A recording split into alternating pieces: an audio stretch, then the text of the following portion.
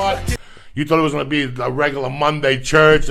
We're throwing heat like the Corinthians.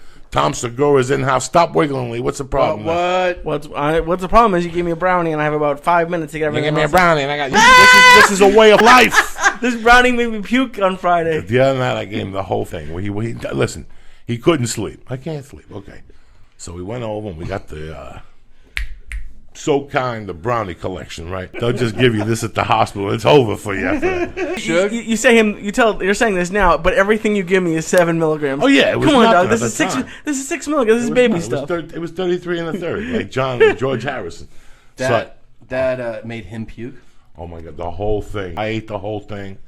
I kept calling him, we're going out, Lee. Like, okay, call me back, I'll be here. I called him back like 10 minutes later. Lee, what's up? You ready to go? I called him back like in 10 minutes. He's eating sushi. He's like, yeah. He goes, you know what? All right. I give him another 30 minutes. I call him back. Yeah, he called me like 8 times in one night. And also he's like, hello, how much was in this thing? Get dressed. We're going out. Hang up on him. Right? And I'm like, oh, I know. And I call him back and he's like, the phone rang like 8 times. Yeah. And he picked it up, and I'm like, where are you? He's like, I just puked.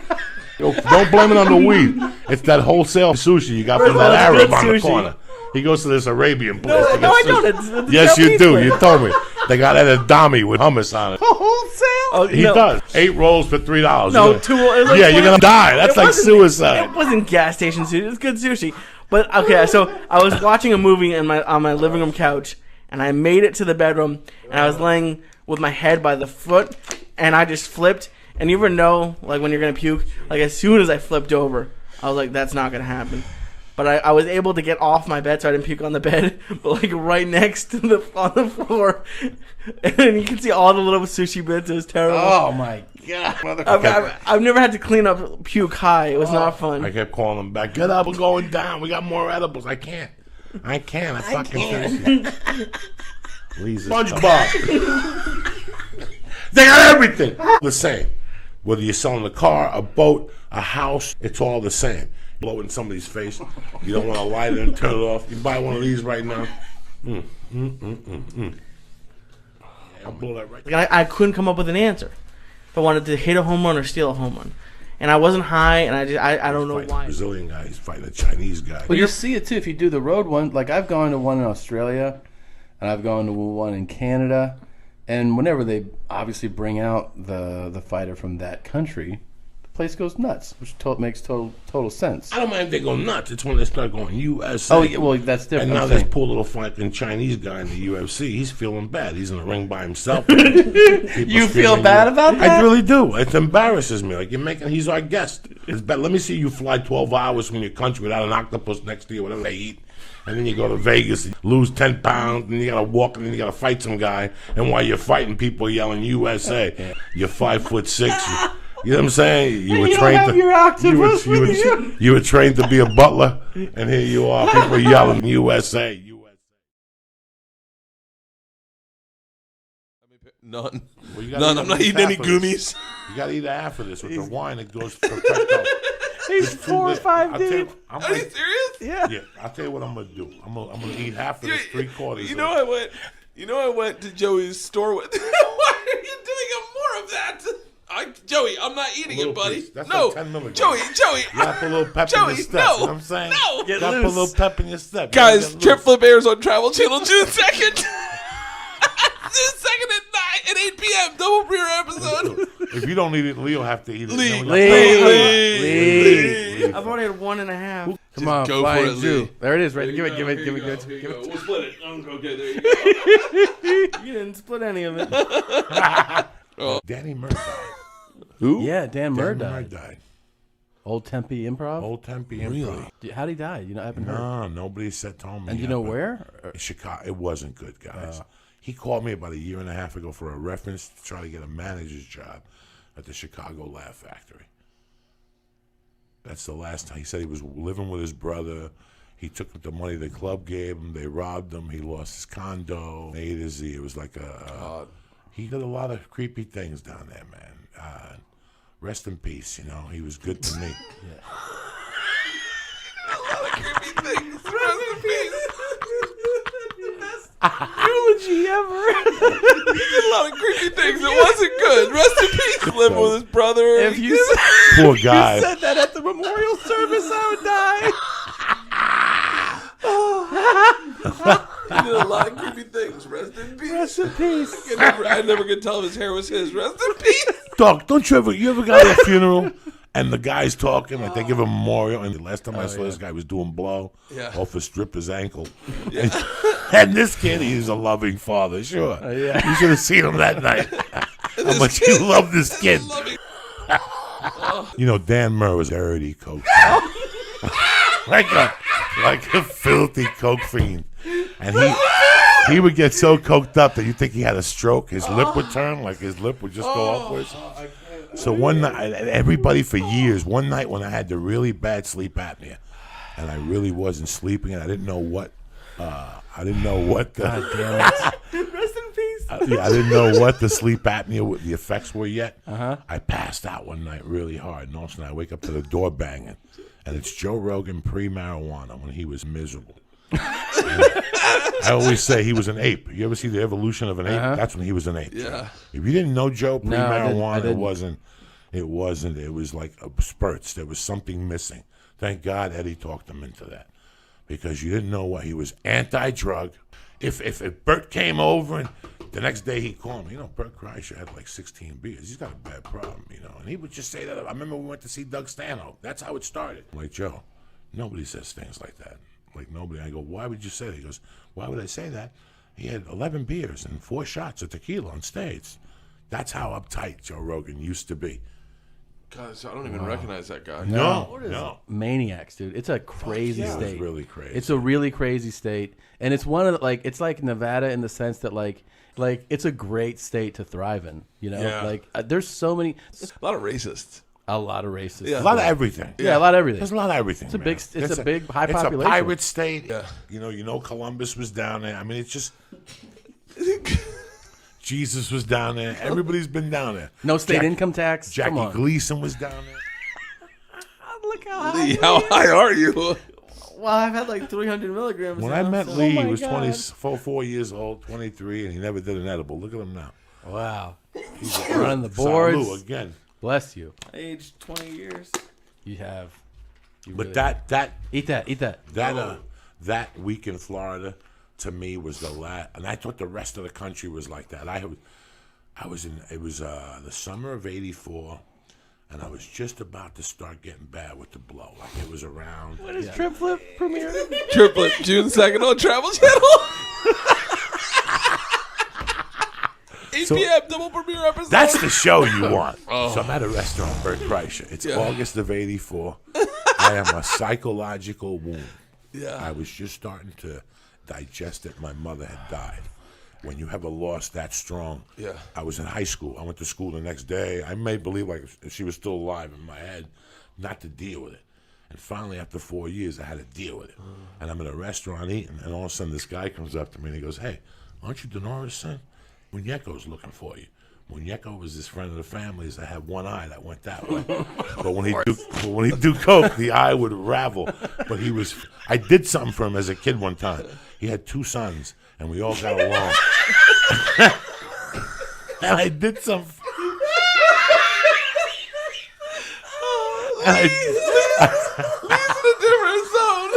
I did something for him as a kid one time. He's gonna have his t-shirt. And I got 2 sons. We all got along. yeah, we all got along, right?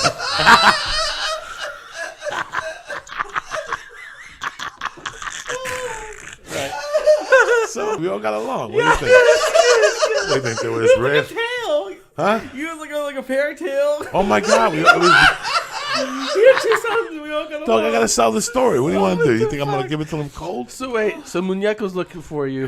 He's got 2 sons. My mother died in '79. Muñeco was a big time drug dealer. In '80, and about the time they killed, before my mom died, my mom woke me up like a year before she died and goes, "Hey man, I gotta talk to you about something." She goes, "You know Muñeco's son?" Because he had 1 son, then he had twins. She goes, "They killed one of the twins." What? I go, "What are you talking about?" She goes, "Some chick and him and OD'd. The kid always was troubled. He OD'd in Fort Lee in some house." So, Jesus. I'm like, that's really sad. You know, what are we gonna do? I think we went to the funeral and whatever, and then we came home. When we got home, she came to me, my mom, and she's like, he wants to talk to you about something. I'm like, okay. And I'm in the 8th grade, 7th grade, but my best friend was that guy right there, Carmine the Torch Balzan. Or which one? That guy right there. What does it look like? Are you leaving, Lee? No, he's putting the air on. Two comics kind of like used me to get something for themselves, and I felt very used. I never felt like that in a very long time. They did what? It's not even that bad. I made more of it than it really is because I was drunk when it happened. But they used me to get information. Where's the top part of his body? That's when he gets hurt. That's when he comes back. Look. This is for your fact. Look at his face. Look at his face. Look, there goes the cord. There goes the... Look at his face. Look at him. Look at him. Watch out. The TV's moving. The TV.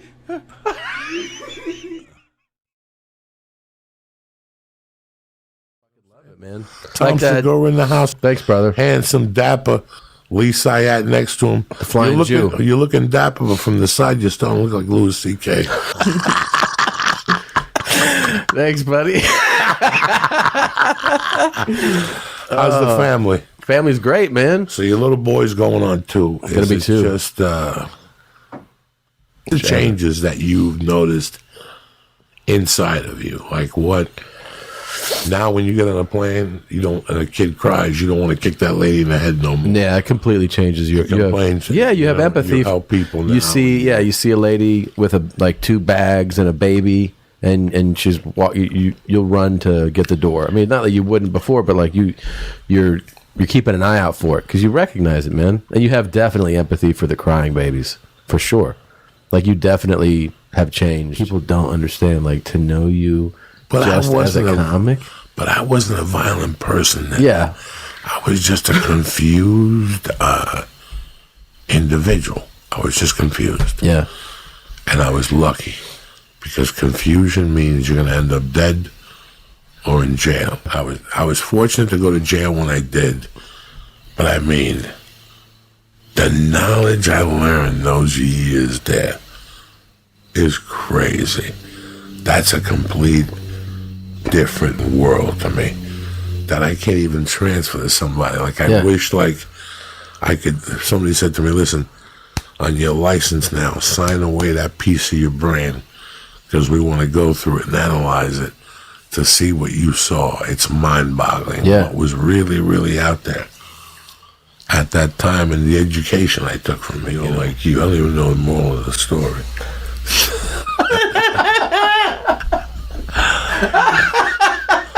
I am resumed. I'm looking at Lee, and Lee is... How deep are you right now? How many... No, we ate 2 things. That's 400 milligrams. Couple of stars of death. Lee's about to eat 1 and 2. I'm okay. I think we're. So are you ripped in half though? I'm not ripped in half. I'm ripped. He's in training. Listen, we call it training.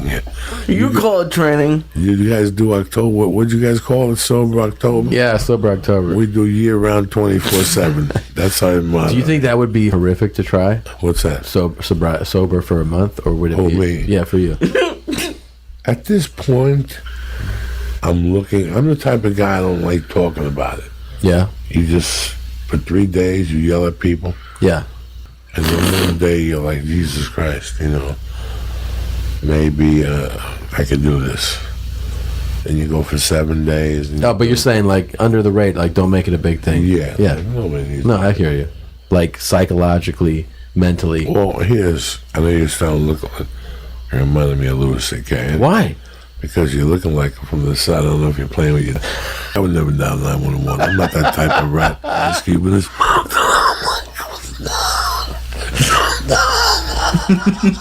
I'm like, no, you did not. No, you did not say that to me. And he looks at me, he goes like this, he goes, his mouth was cold. It felt tremendous. But then another time was it. His mouth was cold? That sounds terrible. But in Spanish. Yeah. He goes, oye, te da la boca fría, compa. As we were kids, they used to get mad at all. They used to give him Adderall in 1980, and they used to tie him to his bicycle and make him fly off his roof. It was hysterical. And every weekend he'd have a different babysitter. Before showtime, I don't want to see nobody. Reminds me. I told you. Okay, that reminds me of something you said one time that I have no idea what you meant. You said, you go, black people eat to talk. And I go, what? And you said, I'm serious. Like they go to a restaurant to eat to talk. And you said, if somebody talks while I'm eating, I'm going to stab them in the neck. But you had a whole rant. I don't know if you even remember saying this, a whole rant about eating to talk. And I had never heard anything like it in my life. It drives me crazy. He knows the exact trend. He knows what? You know the exact trend. You know what's going on. Where? Or you know what he's talking. You know what he was talking about. Do you know what I'm talking about or I no? don't know. I'm just saying. Stoned to the gills, yes, and either that. You're an adult, you want to be in a bus farting in your feet. You know what I'm saying? How old are you now? You know what I'm saying? That's how I want to go to bus. I don't think I ever want to go to a bus tour. You call me up with a bus tour, that's what the conversation is. I'm an adult. I want a hotel room. Listen, I'll sit in the back of the plane, but I don't want no buses. No buses. I can't sleep with somebody driving.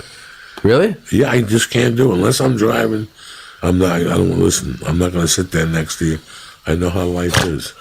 1 minute I'm dreaming, the next minute I'm going off a cliff because the joint is burning on your shirt. I think they hire like responsible drivers, Joey. Oh. The bus companies. Yeah. I see it all the time. That died in the back of the bus because they left them back there from heat exposure. What are you talking about? There's something with a bus driver getting high, texting. You know. I don't know that one. You know about the little Chinese kid that died of heat exposure? The little kid. No. He was back there squeaking. Don't you people ever CNN? Look at his eyes. Look at his eyes. There's nothing left. Whoa. You want the Christmas some clean cheeks. Oh, yeah. What? There was a gas station across the street from the high school. It was a Cuban guy named George. So the gas station was in Amico. So we just called him Georgie Amico.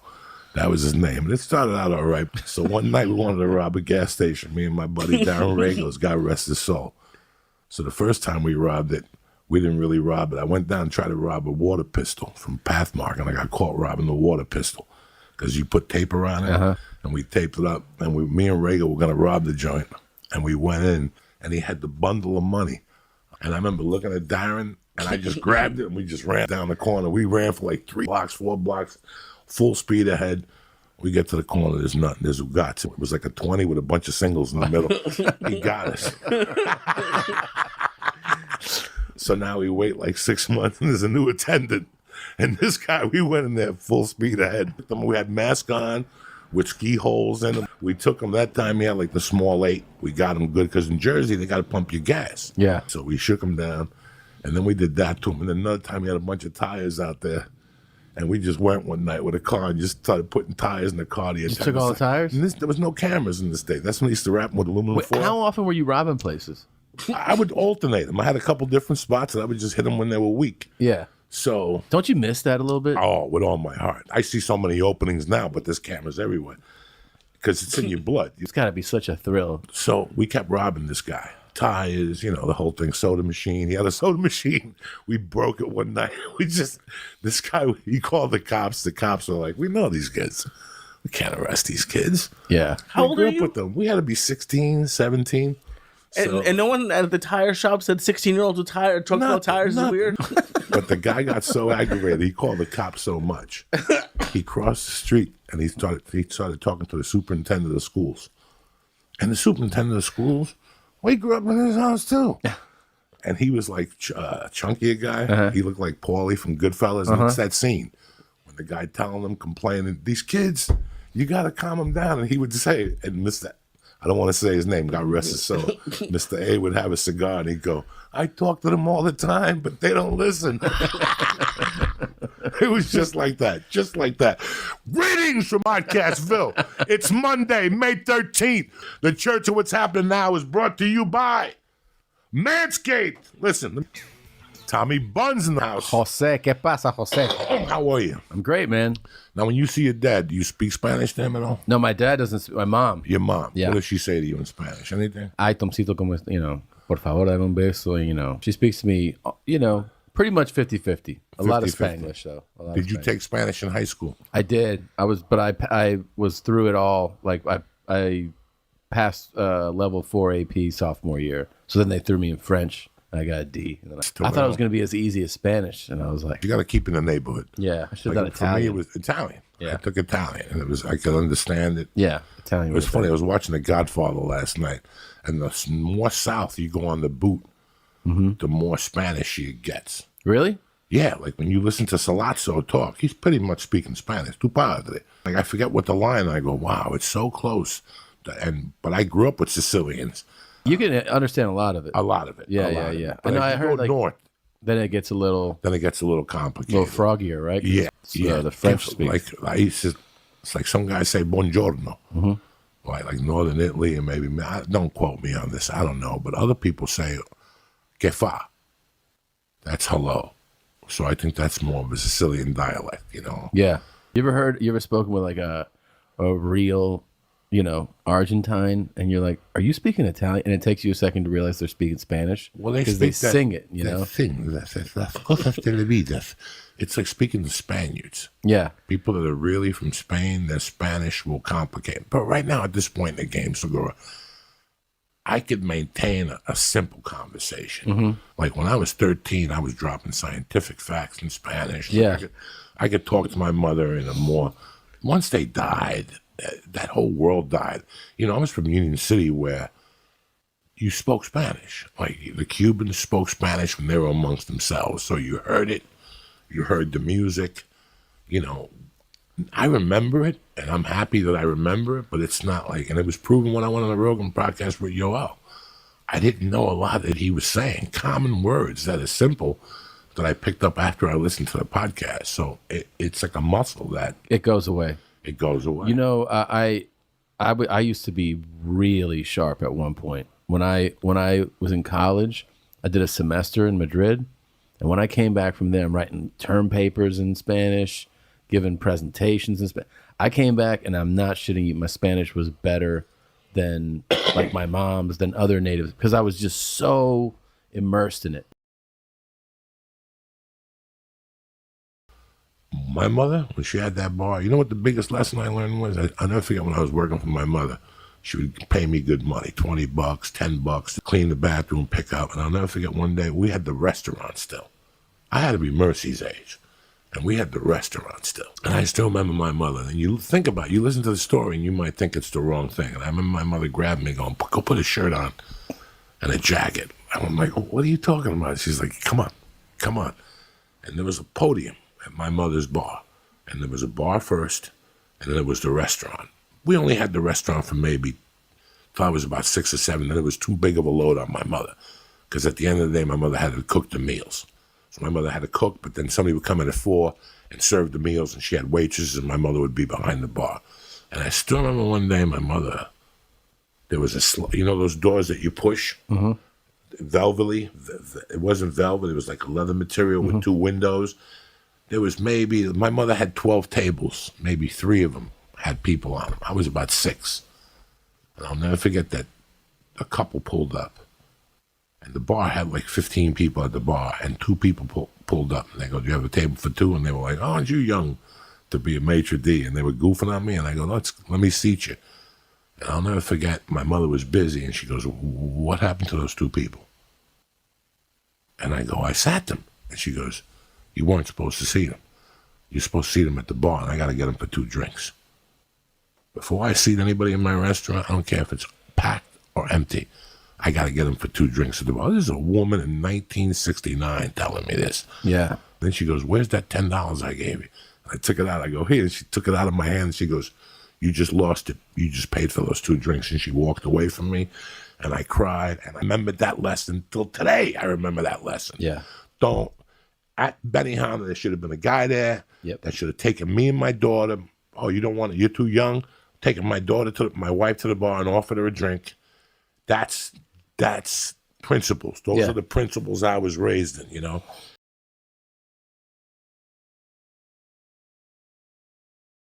I met you the night before he shot a special in Columbus.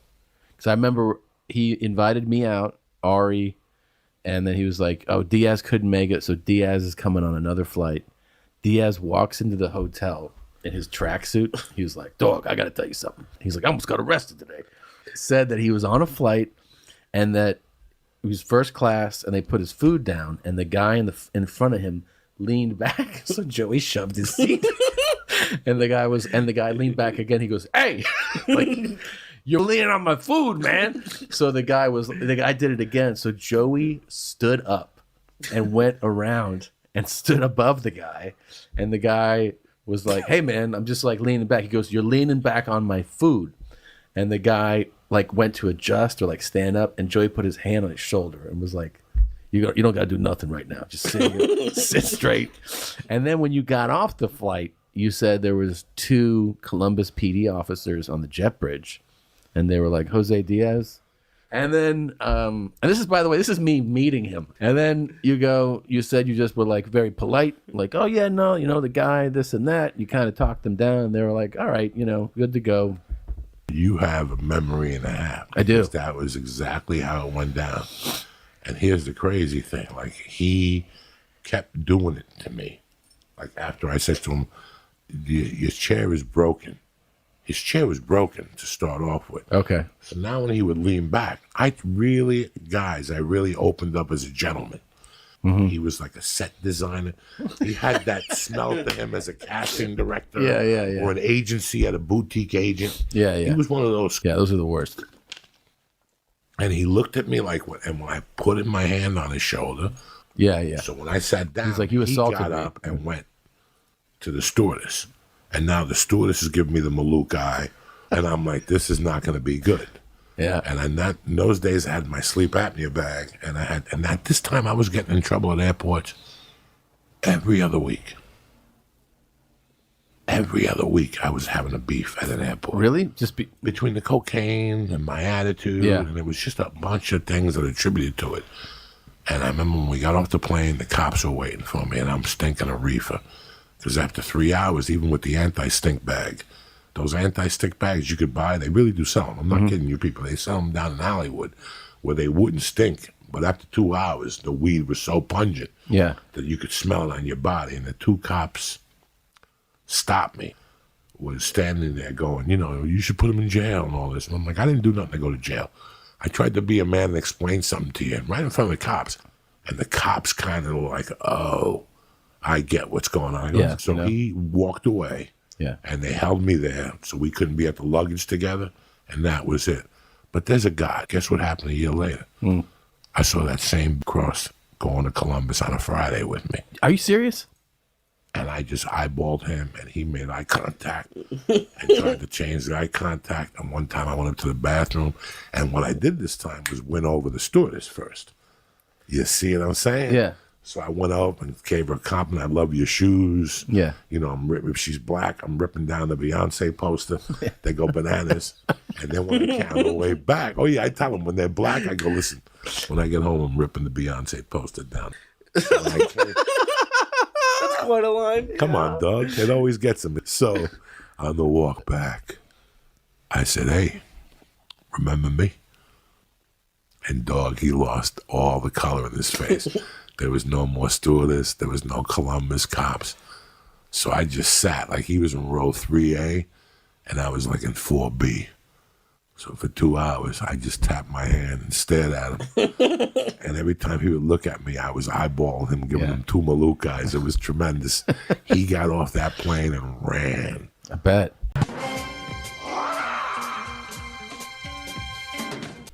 One time it was me, Sebastian, and John Legend sitting right next to each other. I don't talk to nobody. I don't need to take a picture with nobody. I need to do nothing.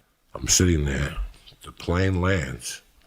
The plane's about to land, and I take my phone out. And I turn the phone on. And the guy in the window seat says, and I look at him and he goes, turn the phone off. A German guy. There's two German guys sitting next to me. They need as they talk, and they're both sitting there hocking each other to death. So finally, can you believe this? He goes, not even excuse me. Yeah. Sir, we might get in trouble. He goes, turn the phone off. And I go, what? And he goes, turn the phone off. And the guy in the middle goes, did you not hear him? Turn the phone off. I go, bro. And they're both going, wait till we get off the plane. We'll see. And the stewardess is like, is there a problem? And I go, this hump tried to tell me to turn the phone off. And she's like, control your language and all this. I go, no. You're onboarding with the pilot. So we get up, and I forgot. I'm in New Jersey. So as soon as I see the cops, all I got to do is get to them first. All I got to do is get to that cop first and let him hear me.